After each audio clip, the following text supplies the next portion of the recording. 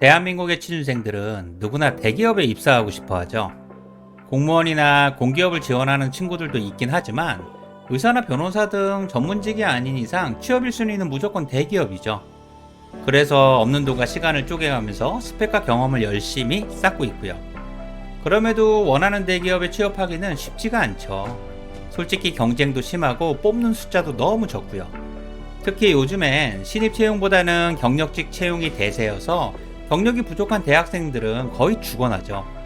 급하다고 해서 중소기업에 취업하면 인생이 왠지 꼬인 것만 같고요. 그러니 차라리 알바나 취업 준비를 하면서 좋은 기회를 기다리는 것도 좋은 선택이죠.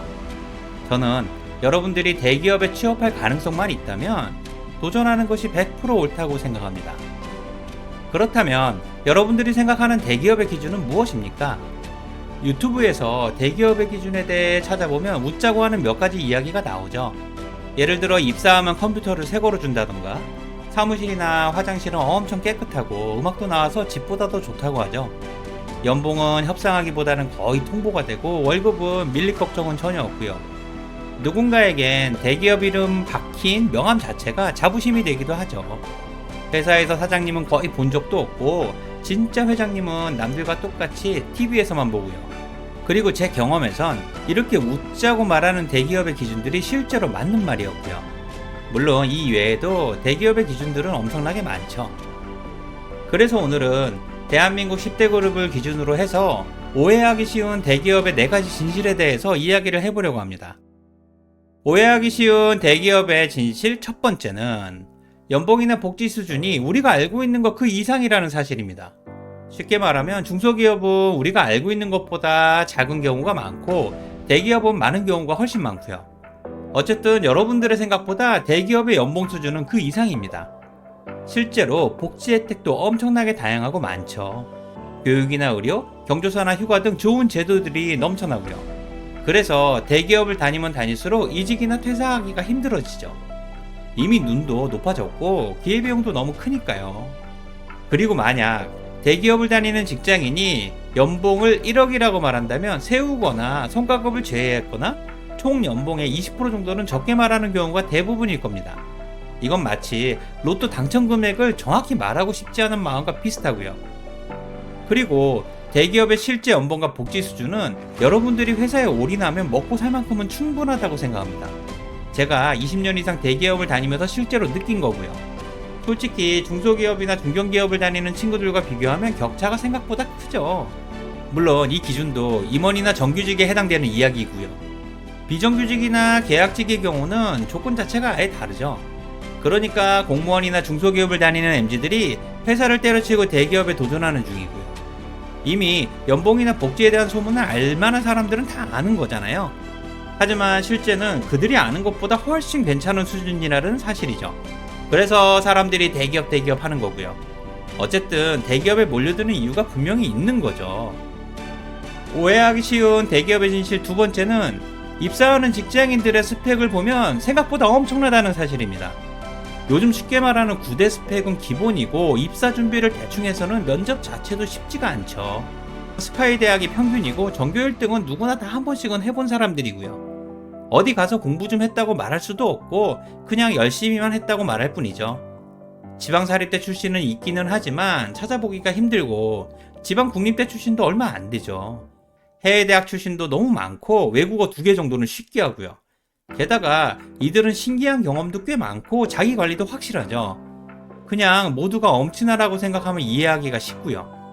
그리고 슬프게도 여러분들이 대기업에 입사하면 이렇게 엄청난 스펙을 가진 사람들과 경쟁이 시작되는 거죠. 물론 이전에 입사한 선배나 상사들도 스펙이나 실력 면에서 절대 뒤처지지 않는 능력자들이고요. 그러니 자만하거나 겸손하지 못하면 시작부터 나락으로 가는 거죠. 그 다음은 안 봐도 뻔하고요. 오해하기 쉬운 대기업의 진실 세 번째는 조직이라는 엄청난 스트레스와 경쟁 속에서 임원될 확률은 2% 미만이라는 사실입니다. 쉽게 말하면 100명이 입사하면 5명 정도가 임원 될 가능성이 있고 2명 정도가 평균 임원이 되는 거죠. 그러니 대표이사는 꿈같은 이야기고요. 게다가 실력과 성과는 당연하고 기본과 태도도 뛰어나야 하죠. 상사와 동료들의 신뢰와 인정, 주변의 평판도 탁월해야 하고요.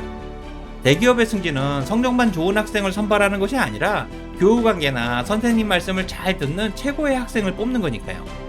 기존에 반에서만 하던 경쟁이 전교 수준에서 벌어지는 거죠. 그러니 경쟁이 치열할 수밖에 없고 워라밸이 무너지거나 스트레스는 당연한 거고요. 솔직히 대리나 과장, 차장까지는 어떻게 해서 갈 수는 있어도 부장이나 임원이 되는 것은 정말 쉽지가 않죠. 원래 대기업의 승진은 실력과 성과는 기본이고 그 위에 사람관계나 평판, 엄청난 운이 작동해야 가능하고요. 그래서 저는 대기업에서 임원이 된다는 것은 군대에서 별다른 것보다 훨씬 어렵다고 생각합니다. 오해하기 쉬운 대기업의 진실 마지막 네 번째는 대기업의 정년퇴직은 제대로만 존재할 뿐 실제로 존재하지 않는다는 사실입니다. 쉽게 말하면 임원이 되지 않는 이상 대부분 40대 중후반에 퇴직을 하게 된다는 의미고요. 혹시라도 임원이 된다면 정년 자체가 존재하지 않는 임시직이 되는 거죠. 다행히 대기업에는 명예퇴직이나 희망퇴직이라는 이름으로 퇴직에 대한 보상이 있는 경우가 꽤 많죠. 이 자체도 중소기업에 비해서는 엄청난 배려이자 혜택이고요. 그러니 더더욱 대기업에 입사해야 하는 거죠.